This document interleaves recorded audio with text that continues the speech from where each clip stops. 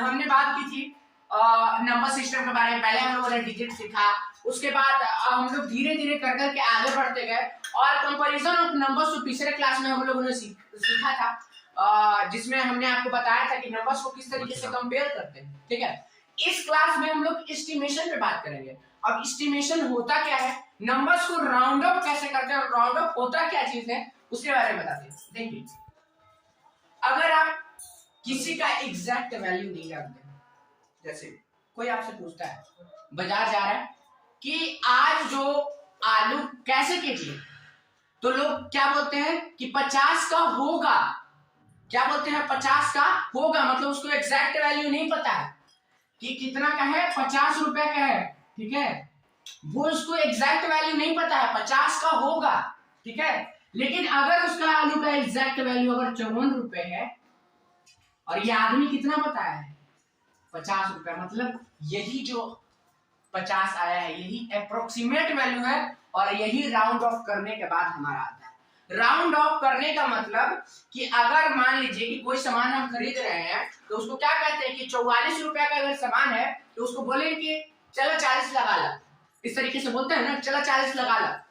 ठीक है, लेकिन अगर हम मान लीजिए जैसे 54 रुपए का सामान है तो उसको बोलते हैं कि 50 लगा लीजिए, या इस तरीके से।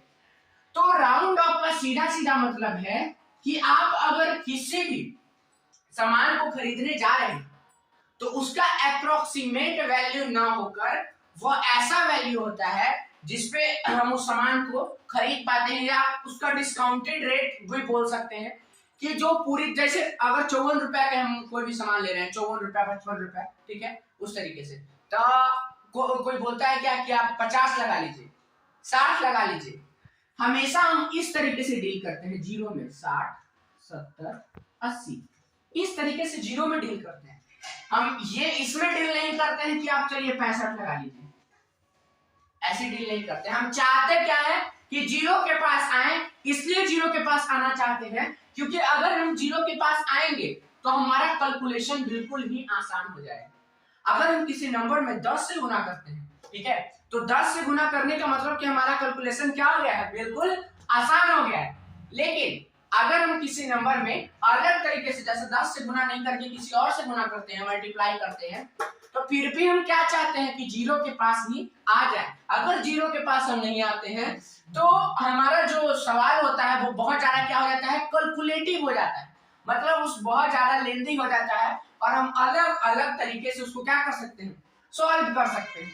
लेकिन अब एक चीज देखते जाइए, जैसे अगर हम किसी नंबर को एस्टिमेट कर रहे हैं, सबसे पहले हम प्लेस से, छोटा छोटा प्लेस से लेके चलते हैं। सबसे पहले हम टेंस प्लेस से बात करते हैं, ठीक है। टेंस प्लेस का जब भी बात कर रहे हैं तो एक बार बताइए कि अगर हम 24 के लिए टेंस प्लेस का बात कर रहे हैं, ठीक है, 24 रुपया का कोई सामान है गाइस, तो आपको बताना है कि देखिए इसका जो अप्रोक्सीमेट वैल्यू होगा, अप्रोक्सीमेट वैल्यू आखिर क्या होगा। जैसे देखिए 24 रुपया का सामान है आपके पास, तो हमेशा हम ऐसा करेंगे कि जीरो के पास पहुंचना है, और जब जीरो के पास पहुंचना है तो हमको देखना किसको है, इसी को ना हम जीरो बना सकते हैं, क्योंकि अगर आगे वाला को हम जीरो बनाएंगे तो ये क्या हो जाएगा, ये नंबर का कोई वैल्यू नहीं रह जाएगा। जैसे अगर 0.4 हम लिखते हैं तो ये तो 4 ही रुपया रह गया, इसका कोई मतलब तो हुआ नहीं। लेकिन अगर हम इसको ऐसे लिखते हैं 24, इसका मतलब अगर हम इसको जीरो करेंगे तो इसका वैल्यू 20 रुपया हो गया, ठीक है। अगर इसको हम 30 के लिए लिखते हैं तो इसका वैल्यू 30 रुपया हो गया। लेकिन अगर हम 0.3 लिखेंगे तो इसका तो कोई मतलब ऐसा नहीं होगा, तो हम आगे वाला को चेंज नहीं कर सकते हैं, बशर्ते कि टेंस प्लेस कहेगा, ठीक है। तो जब भी अगर किसी से लड़ाई होता है, ठीक है, छोट भाई का लड़ाई होता है तो उसका साथ लेता है बड़ा ब्रदर, बड़ा भाई, ठीक है। तो एक बात बताइए, अगर 24 में हम छोटा भाई 4 को मानते हैं, ठीक है, तो अगर लड़ाई कमजोर वाला से हुआ है तो ये तो अपने देख लेगा, लेकिन अगर लड़ाई बरियार से हुआ है तो इसका सहारा किसको लेना पड़ेगा, 2 को लेना पड़ेगा। मेरे कहने का मतलब ये है बच्चों कि अगर देखिए, अगर मान लीजिए कि यहाँ पे 0 1 2 3 और 4,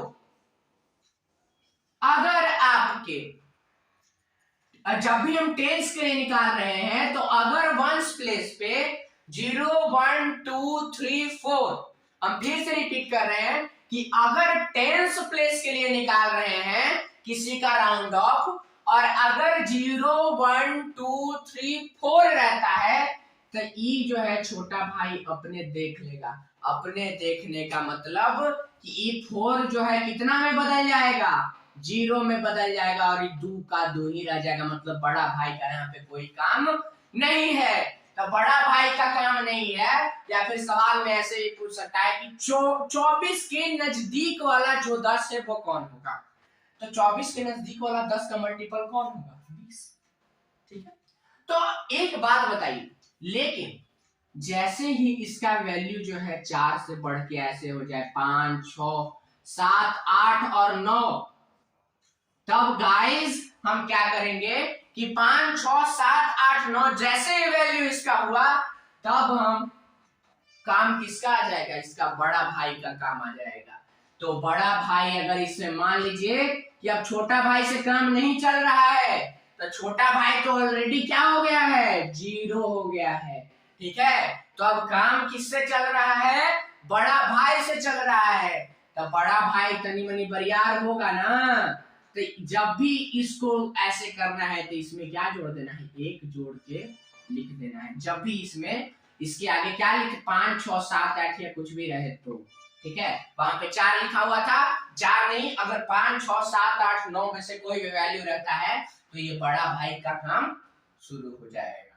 ठीक है, लेकिन जब तक 0 1 2 3 4 रहता है तब तक छोटा भाई ही काम करेगा, और अगर वैल्यू 5 6 7 8 9 से बड़ा हो जाता है तो अब बड़ा भाई का काम शुरू हो जाएगा। मतलब 25 के नजदीक वाला 10 कौन हो जाएगा, 30 हो जाएगा।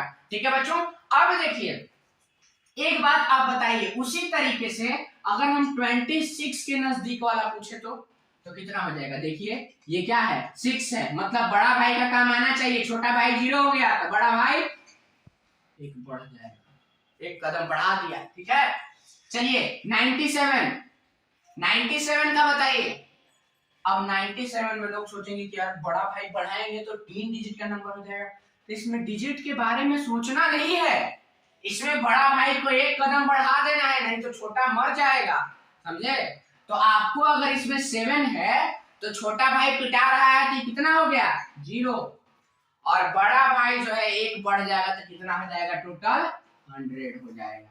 ठीक है बच्चों, अब एक बात बताइए, टोटल इसका कितना हो गया, 100। लेकिन वही अगर हम बात करें 92 का अगर हम बात कर रहे हैं तो इसमें बताइए छोटा भाई अपने बरियार हो गया है, मतलब 0 1 2 3 4 में 2 जो है छोटा भाई है ना, तो छोटा भाई ऑलरेडी खुद में स्ट्रांग है, तो जब छोटके स्ट्रांग है तो बड़ा का कोई काम नहीं होगा। जब बड़ा का काम नहीं होगा तो छोटका हो गया 0 ही हो गया, राउंड ऑफ में 90।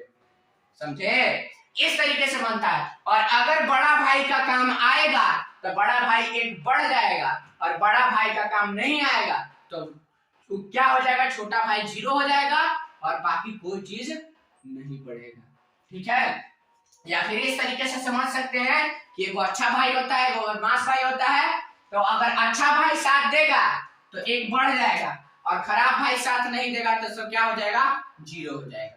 ठीक है, तो आप ये देख सकते हैं कि ये जो है अच्छा भाई के लिए है, ये जो है बुरा भाई के लिए है। ठीक है, तो अगर अच्छा भाई साथ दिया ऊपर की ओर, वो बुरा भाई साथ दिया तो नीचे की ओर। ठीक है, तो यही estimating of numbers round of nearest 10 के लिए चलेगा। ठीक है, हम हमेशा बता दिए टेंस प्लेस के लिए कि जब भी आप नंबर्स को टेंस प्लेस में लिख रहे हैं तो टेंस प्लेस में लिखने के लिए आपको सबसे पहले ये देखना होगा कि नंबर्स का जो वंस प्लेस है वो हमारा जो है वो इन दोनों में से कहां पे लाई कर रहा है, 0 1 2 3 4 में लाई कर रहा है कि आपका 5 6 7 8 9 में लाई कर रहा है। ठीक है गाइस, तो अगर आपको टेंस प्लेस देखना है तो इन दोनों को आपका वंस प्लेस में देखना होगा, मतलब छोटे भाई को आपको देखना होगा। ठीक है, अब छोटे भाई के चाचा जी जो कि 100 प्लेस का जब हम बात करेंगे तो छोटे भाई के चाचा जी का बात करेंगे, तो वो जब आएंगे तो उनके बारे में भी देख लेंगे कि वो कैसे रिएक्ट करते हैं बड़ा भाई के साथ। ठीक है, तो आज के लिए इतना ही, मिलते हैं नेक्स्ट वीडियो में, तब तक के लिए हंसते रहिए, मुस्कुराते रहिए, अपने और अपने का